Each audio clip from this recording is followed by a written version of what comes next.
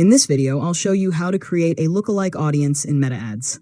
First, sign in to your Meta Ads account and open Ads Manager. From there, click the menu icon and select Audiences. Next, click Create Audience and choose Lookalike Audience. Under Source, select the existing audience you want Meta to use, such as a custom audience based on your website visitors, customer list, or previous purchasers. After that, choose the location where you want to find similar people.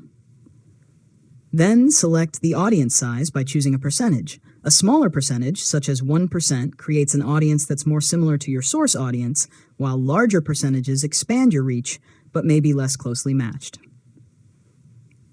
Now review your settings and click Create Audience. Meta will begin generating your lookalike audience, which may take some time to become available. Finally, when creating a new advertising campaign, select your newly created lookalike audience in the Audience section of your ad set. Monitor your campaign performance and adjust your targeting if needed to improve your results. And that's it. You've successfully learned how to create a lookalike audience in Meta Ads. If you found this tutorial helpful, make sure to subscribe to LearnModelab for more tutorials.